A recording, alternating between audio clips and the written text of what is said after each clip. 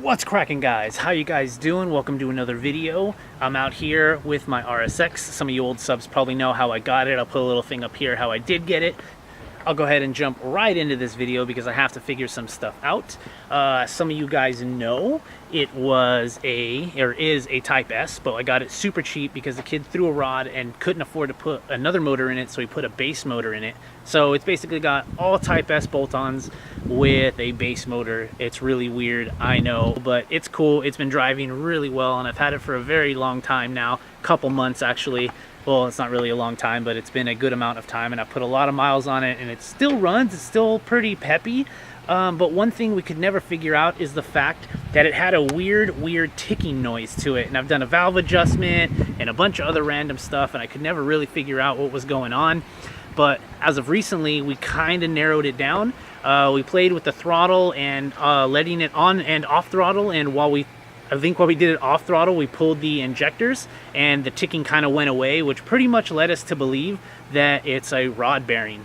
And that would explain the ticking noise, and it would explain why it goes while it's during the revs, like the ticking noise follows it by the revs. So that really sucks. But on the other hand, I've been driving it, you know, for the past couple months. I would not suggest it, but I don't know, it just kind of runs. And you know, is it smart? No. Should you do it? No. And as of recently, I'm gonna stop driving the car because I got another noise that popped up that kind of sounds like almost like a metal shaving and maybe a pulley being loose, and I'm just pushing the car to the limit, and I'm not really trying to do that anymore. And we went out for coffee, Allison and I, and basically I got a check engine light, and that kind of spooked me because, I mean, I've got them in the past because of OBDII on a hot day or something like that, like my O2 sensor got messed up, but it's not today, it's not cold, so I'm kind of questioning what that is. Anyways, I got offered a while ago a free OBDII scanner from some random email from Topdon, and so today is the day I'm actually going to use it. It's actually pretty cheap on Amazon. I think they're only like 35 bucks. But since my RSX is a 2002 and it's the newest car I've ever owned, it's the only OBDII car I've ever owned, so I've never had the use for an OBDII scanner. So props to them for being like, yo, do you want to check out our scanner? So I have that right here. So if you've ever wondered what a $35 OBDII scanner can do, we're about to find out. I'm glad I have it. Let's see what the cell is. I haven't checked yet. Hopefully it's something dumb, but if it is something dumb, I'm gonna be really worried about the sound. Sweet. So in the car, sorry if the audio is weird, I don't have my mic, but pretty much already opened it, so we're gonna crack this thing open. Dude, I'm super juiced. They just gave me this because it was choicey and tiny, to be honest with you. So it's not bad. It's actually pretty decent for 35 bucks, not gonna lie. I mean, what else do you need, right? So for those of you who don't know, you plug this into the OBDII scanner, and then this thing will read off any codes or any other sensors you have in your car. Like I said, my RSX is a 2002. That's actually like the newest car I've ever owned. A long time ago, I had an S2000, and that was a 2000, so this is a 2002.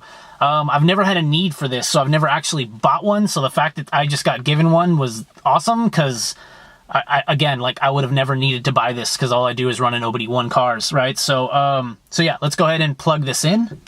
For those of you that don't know, in an RSX, you come down here, and this is your OBDII reader port.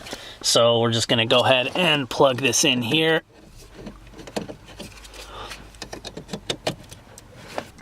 All right, so as soon as you plug it in, this thing pops up, gives it power. Yeah, let's just turn it on, I guess.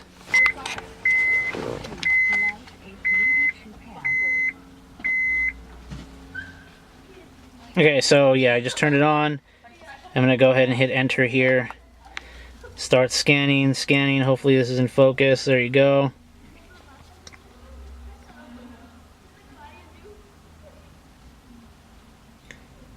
Cool, codes found.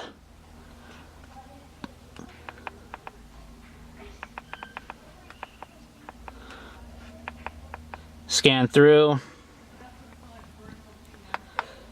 Reading codes, PO 172, system too rich, bank 1. Oh, okay. Well, that's cool. All right, tight. That's actually the code that I get when my O2 sensor is going bad. So nothing to worry about, at least cell wise, and usually not, you know, unless you had something crazy. The OBDII sensor is usually, I think, for like emissions. Correct me if I'm wrong. Sorry, the lighting is kind of terrible right now. Yeah, usually OBDII is usually for like emissions and maybe, you know, something else random like the gas cap being open, but hopefully I'll just go ahead and erase that and it'll go away. And then if it comes back, I'm probably gonna have to exchange an O2 sensor, but cool. Nothing serious. The sound is terrible though. That's still an issue. I'm not really sure what I'm gonna do about that sound, honestly. All right, well, that's cool. It was actually just an OBDII reader. So for the most part, I'm super stoked about that, because if it was anything serious, I would have definitely had a problem. But anyways, if you've ever wondered about, you know, picking up one of these cheap, like $35 Topdon OBDII readers, I would highly suggest it. If you have an OBDII car and you don't want to spend hella money, this, I mean, it did exactly what I needed it to do, right? So pretty juiced about that. I just reset the code, it went away. I just got to figure out what I'm going to do with the car. Like I said, it's kind of weird motor wise. I don't have too many options. I'm just gonna have to drive my hatch or the Soul a lot more and not cruise around in this until I can figure it out. I'm kind of considering just buying another base engine for now, and it's only $500, and then I just pretend like, you know, it's not an S, but for the most part it'll just be a running car just the way it is right now, so whatever. K24s are pretty cheap, so maybe I do that. But yeah, I have the PRB ECU, but I would need Honda, so instantly everything becomes like a $2,000 swap.